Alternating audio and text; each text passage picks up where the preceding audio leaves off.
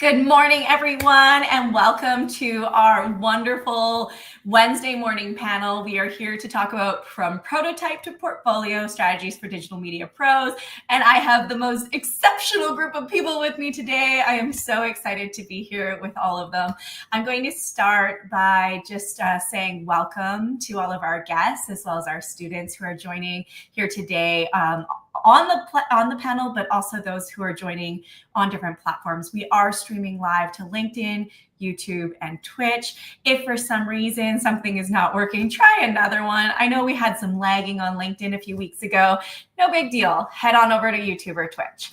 I am very, very grateful to have Paige, Albert, and Micah here with us today. They're all returning to this kind of live show. They all did it last year with me. So it's very fun having three people returning. I think you were all in different things, but it's wonderful to have you. And Paige actually works here at Texas State. And I'm going to let you intro yourself a bit more, but in the marketing division. Albert also has just like an incredible presence here at Texas State, but is also doing a PhD program right now. Micah is a former digital media innovation, Bachelor of Science of Digital Media Innovation grad from our program and was in my DMI capstone last year. So I'm so excited to have Micah back. I've been telling the class about Micah's portfolio all semester. Her semester just blew my mind. It was so good.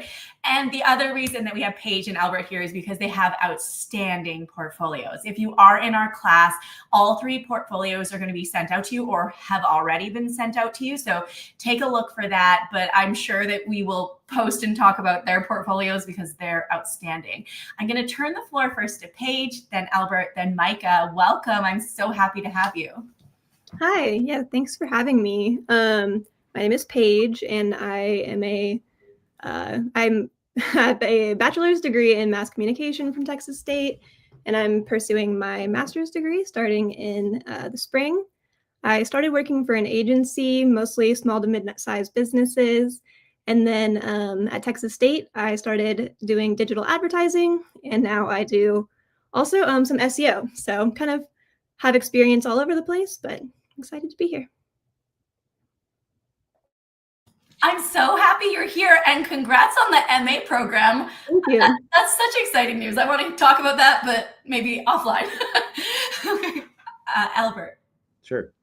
Hi, everyone. Good to be here. My name is Albert Suarez, and 4 months ago was the digital media specialist for the School of Journalism and Mass Communication. So that was just an amazing experience overall. Since then, I've been pursuing my PhD at the University of Texas at Austin in advertising. So been learning a lot there. I've had primarily a background in creativity in a lot of different components. That's design. I graduated from Texas State twice before with my BFA in comm design, and then went on to pursue my master's in mass communication and just loved everything design, photography related things, all things marketing. So really happy to be here and just give some tips and tricks. So thanks for having me, Dr. Stewart. Thanks for coming. It's always a pleasure, Albert. Micah. Oh, we've lost your audio. I can't hear Micah. Let me. There you are. It's like an on-live moment you don't want, but I think you're back. No, we've lost you again.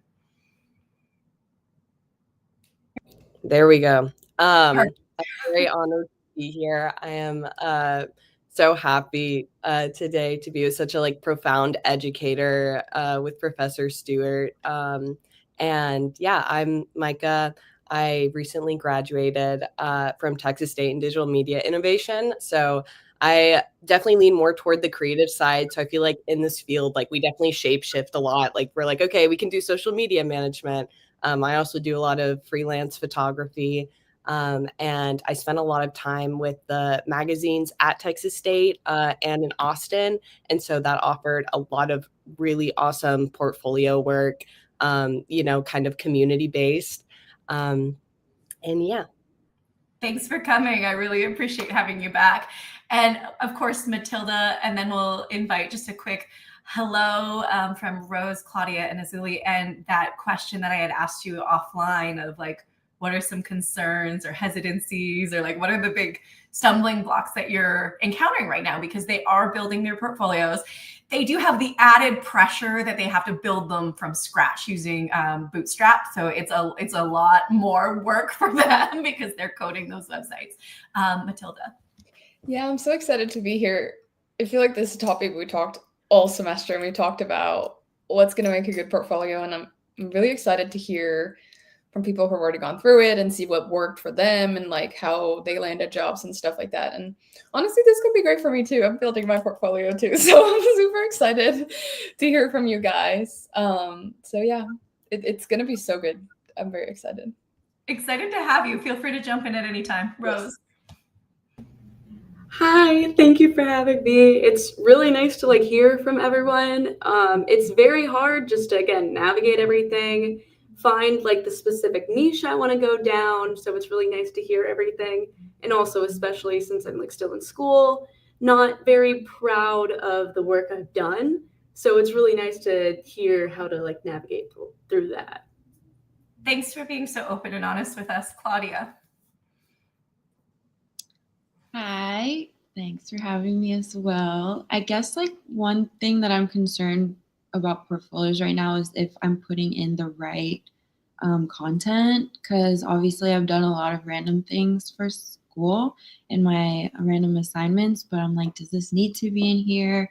Like, what's the most important thing that people would actually want to see? I guess that's what my concern has been. So good, Azuli. Hi, it's so nice to meet everyone. There's something so special about being able to make it from scratch, but also like I worry about updating it in the future and having to learn how to use new assets as like things evolve. That's absolutely fair. Do we want to open the floor to kind of address some of those concerns? Does anyone have any feedback, like initial feedback from what they said?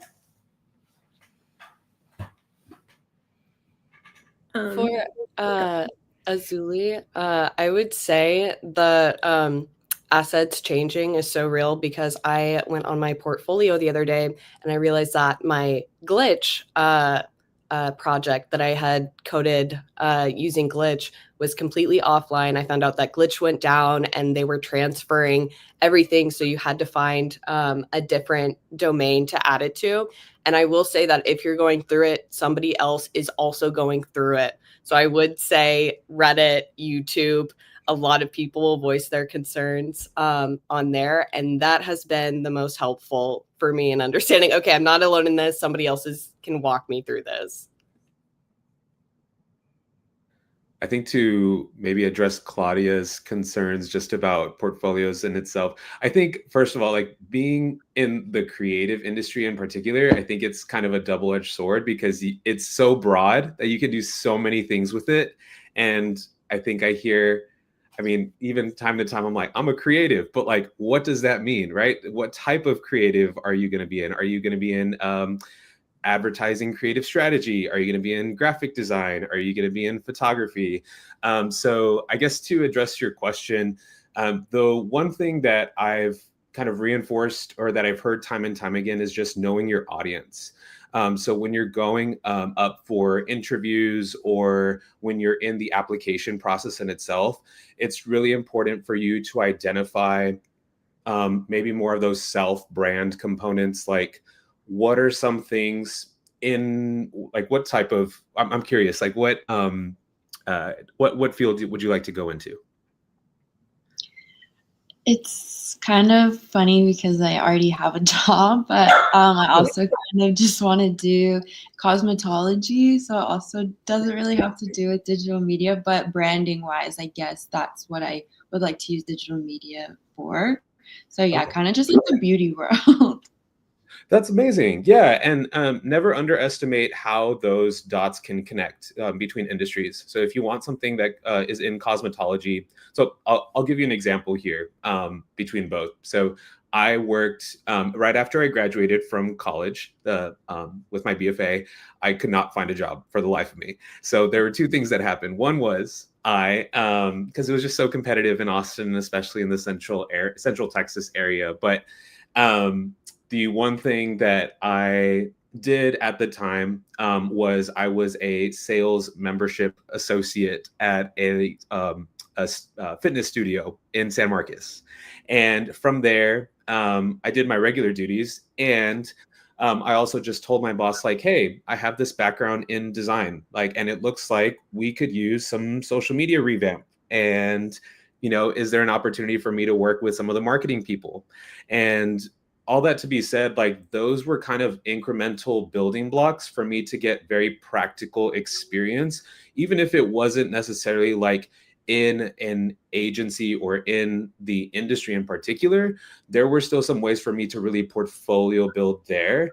So all I will say is, like, I don't want to say it depends each time, but like, as far as your portfolio goes, really make sure that you're catering your portfolio to the right audience. If you're going for like a job in branding, then have branding projects, right? Really showcase that. If you're going into something like, photography, then have something that is in that media realm. Like, just identify who your audience is, who you're talking to, and what are some of those objectives that they're listing in the application process, or even just on the website, what they're looking for. And I think those would be initial tips. So thank you.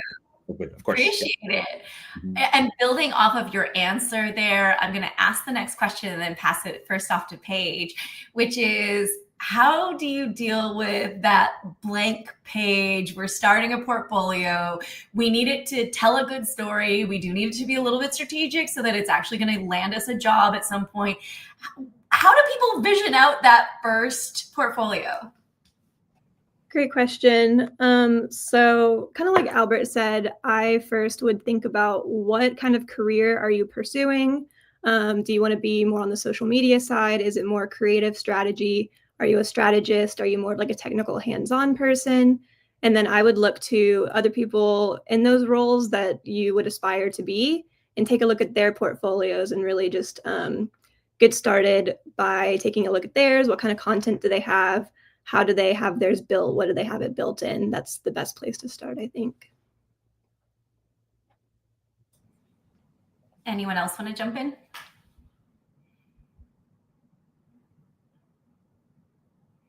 Yeah, I am also really big on kind of collecting portfolios for inspiration, like especially what you said. Okay, who are your top people that you aspire to be, and kind of see their layout. I definitely would take some of my favorite things from some portfolios that I've seen and make it my own and mismatch. And at the end, you have something that, you've created by yourself, especially if it's bootstrap, because it looks so unique depending on your own work and portfolio. How do they deal with that? And I forgive me, it was one of them. I think maybe Rose said, like, it's university work. Like, I haven't done things that I'm like super proud of. You should be. They're working with the BBB as a client this semester, and they're doing amazing digital campaign work for them. But that is, I think, a legitimate concern. So how do you approach that?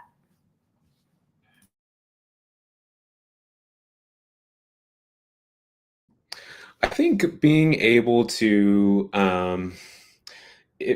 I think I saw some of my design work as an undergraduate as probably less than or lesser than compared to some of my colleagues that probably had internships or jobs that I really wanted.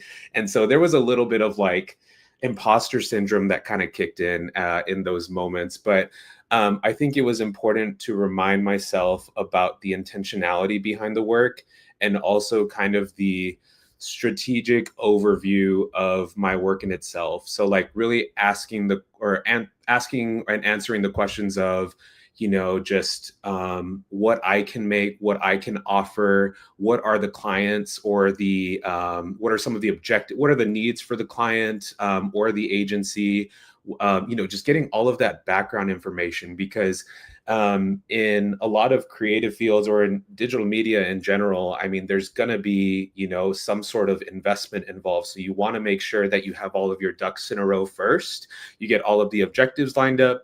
And then from there, that's how it can inform you to make that next step. So with that being said too, I think the wonderful thing about being in an undergraduate setting is it's a launch pad essentially. You are able to really take that work that you do that semester and grow upon it. Like, it does not have to stop there. You can really build off of it and then, ask more follow-up questions or add an extra layer, add an extra leg to it too. So really just kind of understanding, I think, the intentionality factors, I would say, is big. Thank you. I want to ask the question, how important do you think the portfolio is to actually landing a job? Like, do they actually need it? Is it important? And number two, like, if it is, how do they make a great first impression? Like, is there such a thing as a great first impression? I know I've looked at portfolios and been like, nah, I don't think so. And I've looked at others and I'm like, that's incredible. And I want to learn more. But I'm curious what your perspectives are. I would say a portfolio is really important for getting a job. Your resume will get you the interview, but I think that the portfolio is what actually gets you the job. The resume is where you can talk about your skills, but your portfolio is where you can actually showcase those skills. And you can include things more like numbers and successes. You can go into a lot more detail than maybe you could on your resume. And to me, I think the strongest impression is just that it looks professional. It looks like you in a way, has some of your personality and your like own personal brand, but really just having cohesive design work. So if it's colors, typography, just making sure that it looks well organized and professional. Yeah, absolutely. To build on that, I wanted to add that now looking for a job, they always say, okay, your resume should not be creative at all. It needs to be, the Harvard template standard. Same with cover letters, it's like colors are a maybe on those, and so I feel like as creative people, your portfolio is really where you get to show your true creativity and your voice. As you said, you use your voice in your cover letter for sure, but your portfolio is really where you back up, everything that you've mentioned. So I would definitely say it's really important for creative jobs and for most like digital media work.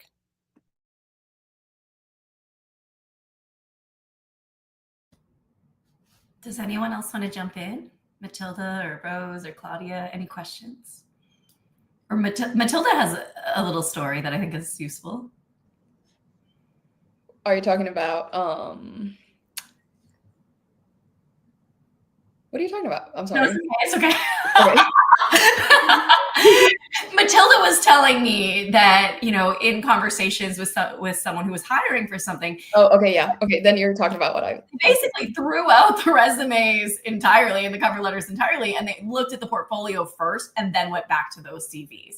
And so I do think when you're in kind of like a more creative field, and digital media innovation students are typically in these fields, that your portfolio is probably the most important bloodline to getting the job.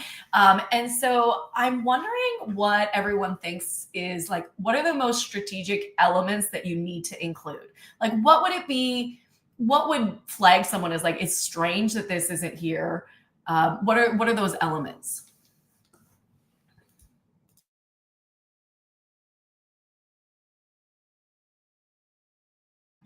I think showing your, I think just going back to intentionality, and I hate to like just to reinforce that, but like I think it just goes time and time again. It reinforces like everything there with context and like even just your process work too. So just seeing how people think and not just like the end result of it, because the process is just as important as like the execution, because there's going to be several variables, several different factors that you considered along the way in whatever kind of process, whether it be creative, whether it be strategic, just really kind of considering, I think, the process overall with it.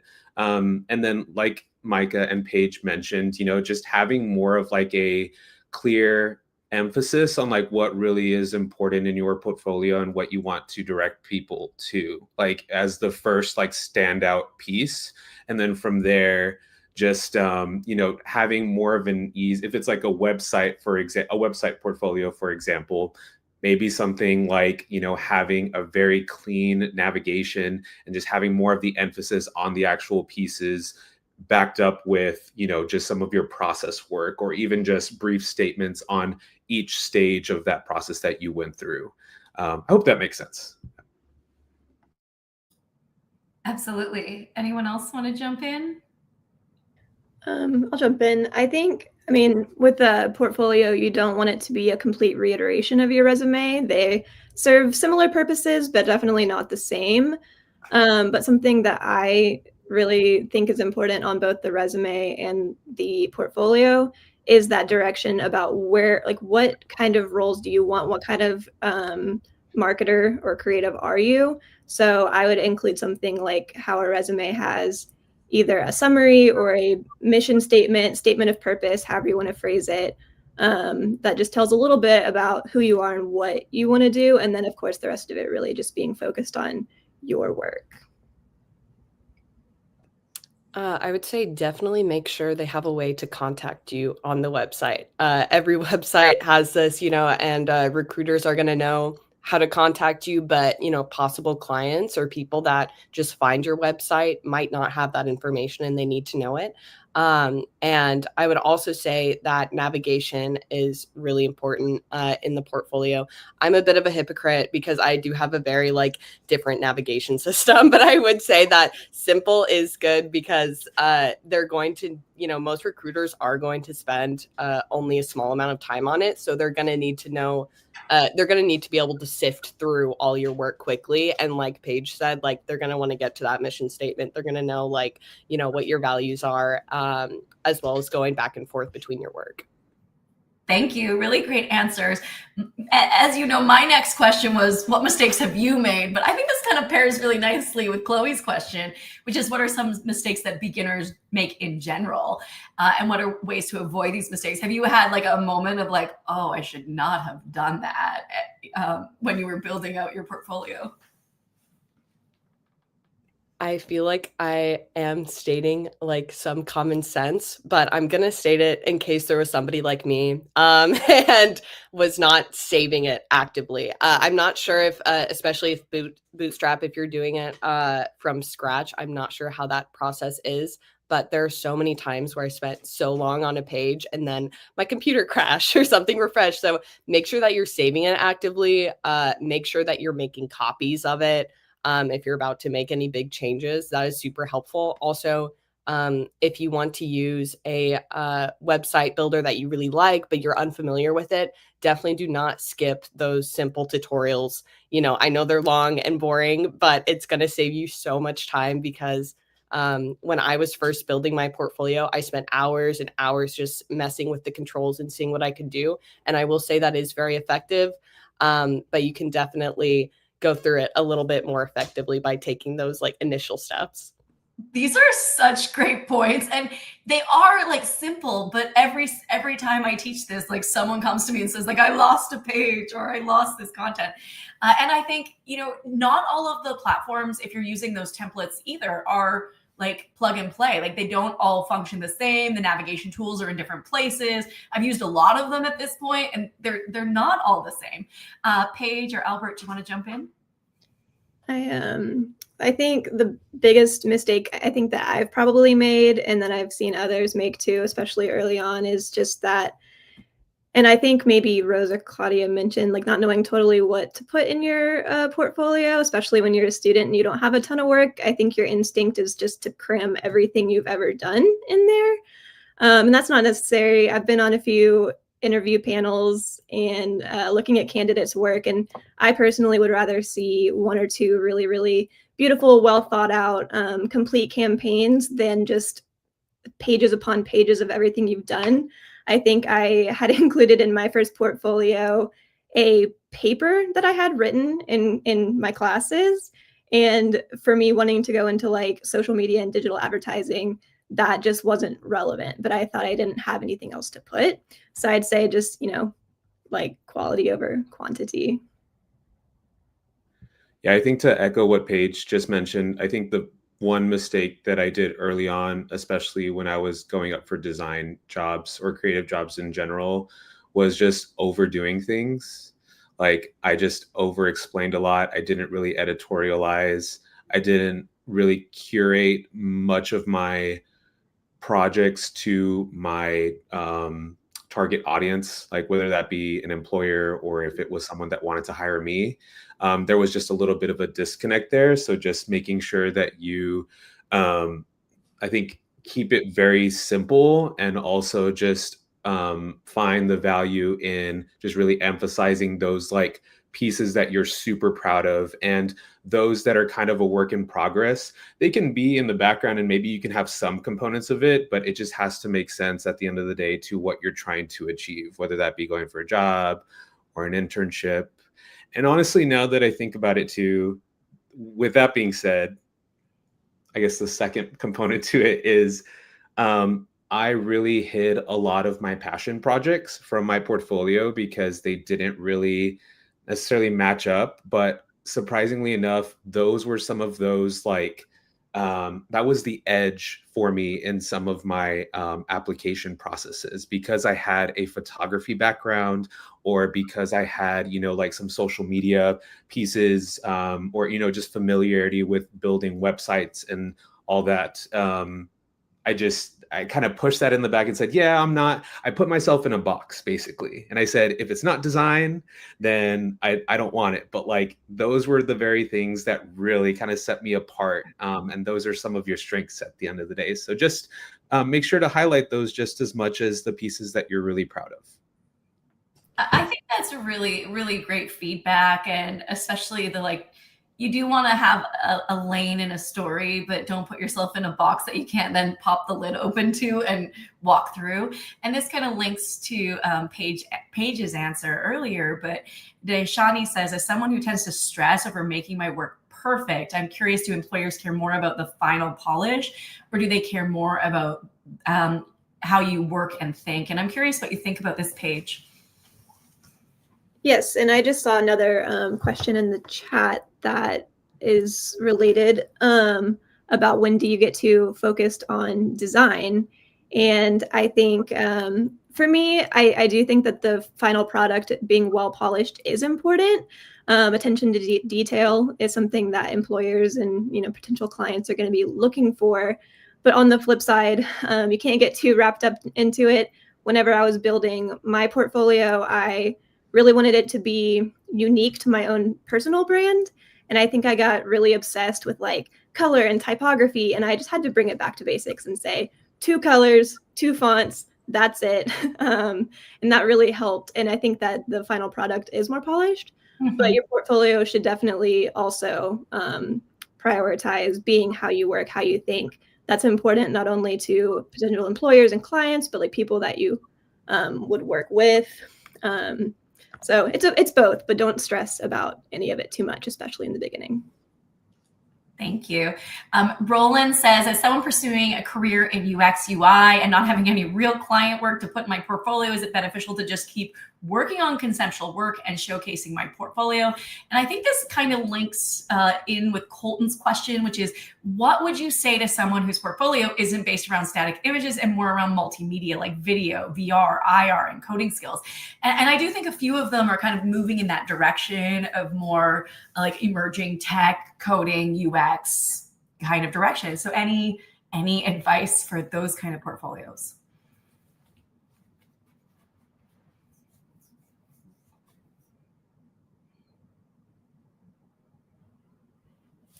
I mean, as someone who's in that VR space, I would say as interactive as possible, right? Like if you want people to feel like they're interacting. But I do think it's interesting. Like Roland brings up a good point, which is that sometimes you have like the prototype for the coding project or the mobile app, and like maybe it wasn't actually published to the App Store, but that doesn't mean it couldn't be, and it's not functional. So how should they deal with stuff like that even?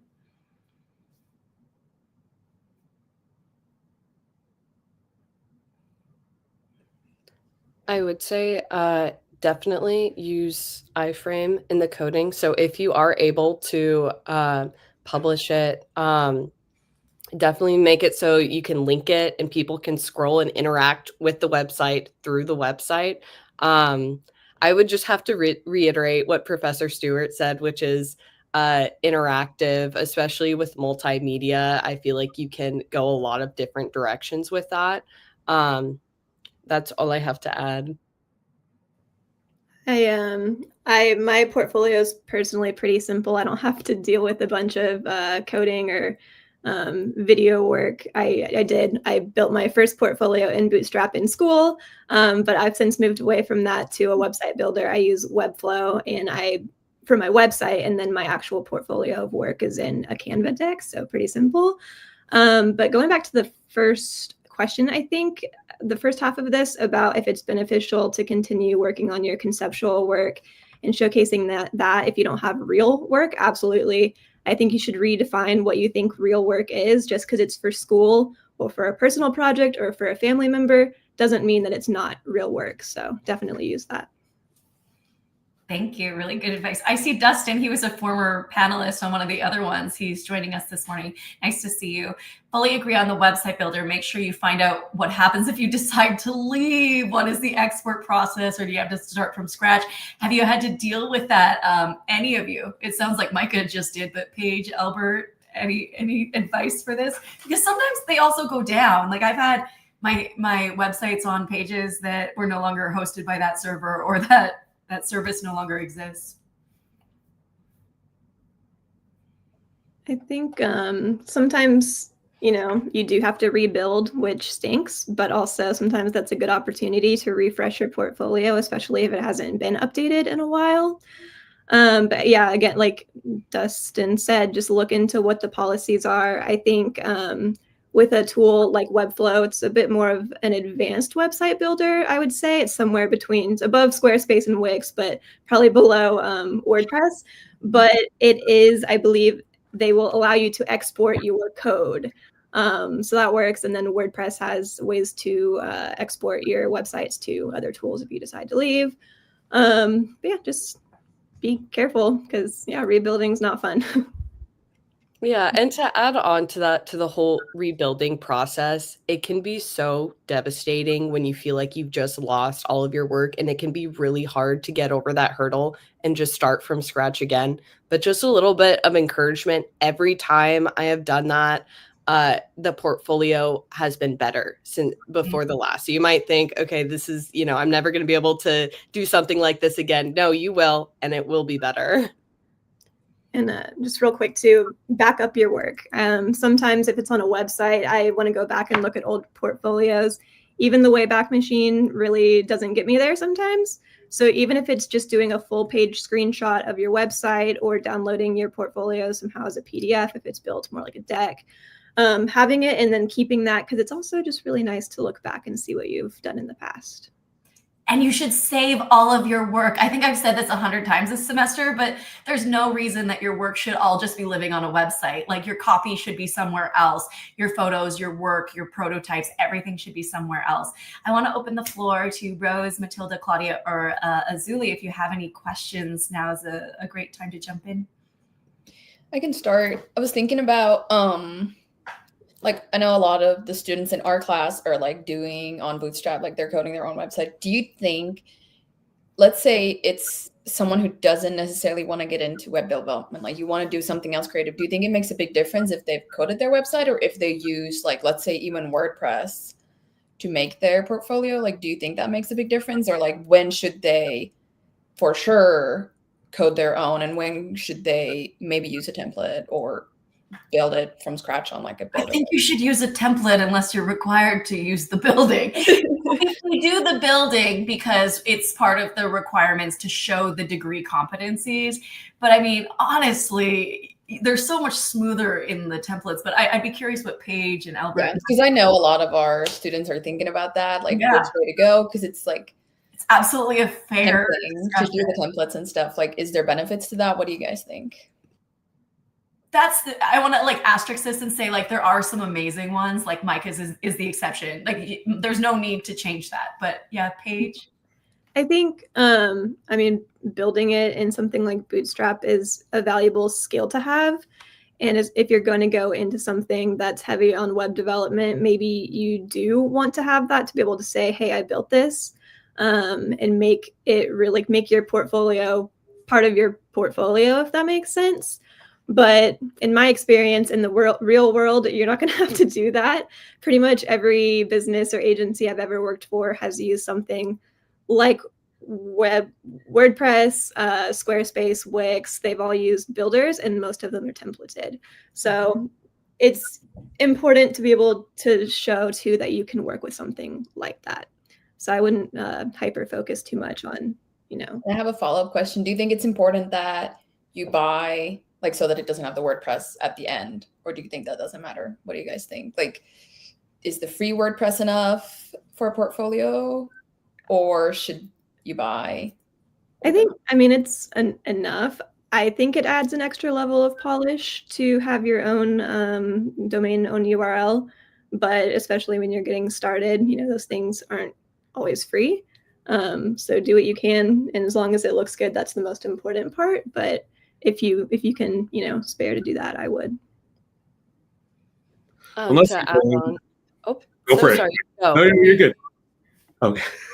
I was just gonna piggyback off of Paige and just mention, like, unless you're going for like a full stack developer position or something along the lines of like some sort of coding job, right? I think that would probably make sense to have like a coding site. But with what Paige mentioned too, think of it this way: like, if you are on a web hosting site like Wix or Squarespace, there's going to be some additional features for you to plug in custom code, and that is an extra layer that you can really show off in some sense, like whether that be the interface, or even if you're just describing, hey, I know this language, right? Like, I know how to work with a team of developers that are going to really push that. So I think, on the back end of it, it is just as important to consider as the what you kind of present too. Yeah, I would say that employers are probably going to be a little bit shallow, like what they see. If it looks good, I feel like it doesn't matter as much how you got there. Like, it's totally fine to use a template and do the things that works. And I also just wanted to take a second to plug Cargo Site, which is what I use to build my website. They have a lot of really, really cool designs. It is more like for creatives and artists, but it also reminded me of that question about the UX design and the interactive work, because I will say that Cargo Site has some really amazing like interactive work. They have like examples of portfolios, and it'll show you how to create your own code for that. And Cargo Site is super helpful for that, and they also allow students to use it for free. Thank you, Rose, Claudia, Azuli. Any questions? Yeah, Rose, jump in. This is more of a question of like taking a few steps back from the portfolio itself. But like Paige, I know you said you were doing like digital marketing work. Micah, Albert, I know y'all are doing more photography. How did y'all find out that's what y'all want to do, especially in a major where it's you learn everything? I feel like I have a good answer for that. So whenever I got out of undergrad, I really did not want to know what I wanted to do. I was interested kind of in social media, but also web, also kind of interested in like potentially journalism. And so by chance, but also by choice, my first jobs were with agencies. And I worked in the digital marketing department of a small agency where I got to do a little bit of everything. And I also got to work more with the creative team too. And over time, I just really found that I liked the analytical side of things. And so I kind of just naturally fell into being more interested in paid ads and more interested in SEO and web work over the more like creative side. So just getting to try a little bit of all of it's a good way to go. I think I was growing up like the Swiss Army knife of like, I wanted to be like the toolkit and do a little bit of everything, just to dip my feet into it. And I think that was something that I um, definitely don't regret in that process, because it really led me. I think one stage of my life and doing all of those things informed me of what I wanted to do and ultimately pursue. So like, just know that you can at any point switch, right? It's not necessarily concrete. You can totally go from design to photography, or you can go from strategy to copywriting. But, I think just being very passionate and intentional about your work says a lot about who you are, not only as a potential employee, but also just a person in general. And you want to be a good team member, and you want to be able to just problem solve strategically. But anyways, I would say, I think, yeah, just being able to, yeah, I'll leave it at that. There we go. Thank you. I'm curious about things like, when we build a website for a brand, there's like a brand voice, but in many ways you're kind of your own brand, and you're kind of building your own brand voice and your own storytelling capacity when you're building this portfolio or this whatever it happens to be. How do you recommend that people go about that? How do you build your own brand voice? How do you tell the story of your skill set in ways that are the most engaging? I think it's probably asking yourself the big existential questions, even when you might not know the answer to it. Because I'll tell you, like, I didn't know exactly what field I wanted to go into. I knew I just wanted to be creative and I wanted to work with people. Later along the line, later on in life, I found that I really loved mentorship. So what are some of those spaces that mentorship exists? Is it in an institution? Is it through my own creative practices? Like, can I be a mentor to other young professional creatives, right? Like, I think it's just important overall to really identify what your passion is, what you're interested in. And I don't want to be all like Disney about this, right? Because there's going to be so many different, your mind is going to change and it's going to shift and things are going to change for you. And that's totally okay. But I think at the end of the day, really asking yourself the hard questions and leaning into it of like, what are my core pillars? What do I value? What do I want to represent? And then from there, you're going to be able to zoom in and see the specific industries that you want to go into, the type of work that you want to do, et cetera, et cetera. I agree. It is asking yourself some existential questions, maybe taking some like personality quizzes. But from like a just very visual point of view, something easy to start with, I think, is that whenever I was going to build my portfolio, my latest iteration of it, I just looked around my house and like my closet, and I noticed that I had a lot of like purples and pinks, and I have like a lot of checker patterns in my house. And so I was like, maybe that's kind of like my personal brand. So I started with that for like the visual aspect of it, and then looking into what are my personal values and how, what motivates me, what kind of work do I want to do. And you could even like use ChatGPT or something to be like, okay, like how would I boil down what is my brand voice? Like what are my values based on all these things that I know about myself? Great suggestion. Micah, did you want to jump in? For storytelling, it is difficult, building your own voice. I really liked Paige's answer of like, okay, come back to the real world. Look at, what's around you, what's in your room. I will say that it also definitely takes a lot of steps, like how Albert said of like, okay, those questions, write them down. And definitely, I think that bringing it back to the physical world and writing it down and seeing what's around you will really help you kind of get into that inner space of deciding your voice. Thank you. Beza asks, as AI reshapes digital media workflows, what strategies should students use to ensure their portfolios remain adaptive and competitive? I also think, like, is AI going to replace portfolio building? Like, I'm just curious what you think about like the integration of AI into some of these systems that we're starting to already see. So anything in this direction would be great. I think that AI is useful as a tool for building your portfolio, but kind of tying back into the last question, you really want your portfolio to feel like you. And if you rely too much on AI to build it, it's not going to feel like you and it's not going to feel authentic. So we use it more as like a reviewer, as feedback. So I kind of start with a rough draft of my portfolio, and then I'll send it, screenshots or my copy and just ask for feedback on layout. Like if you were looking at my portfolio or my site looking to hire me, what would your first impression be? And then use it to just really tweak it, but still doing it yourself.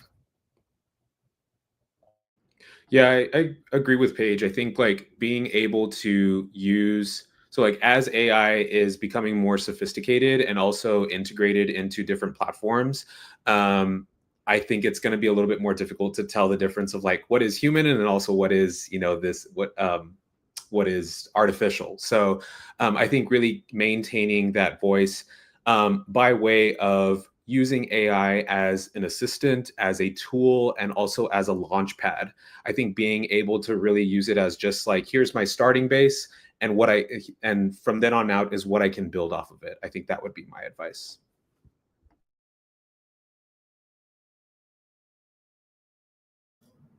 Did you want to jump in at all, Micah? I would just have to reiterate, yeah, with AI, I will say that it is really good at helping with coding.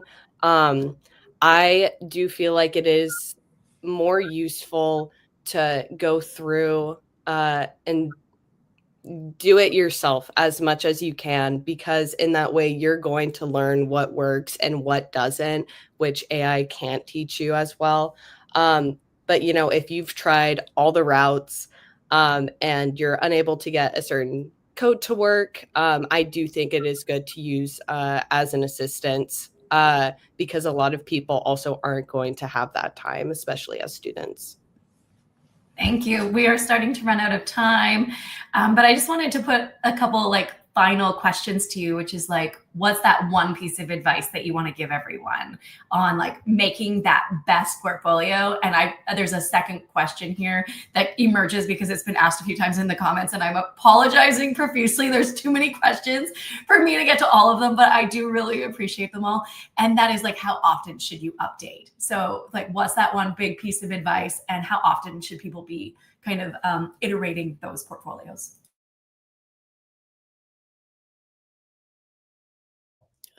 I think personally, I aim to update mine at least once a year, if not more often. Kind of just depends on how much work I've got to add to it, which normally I do.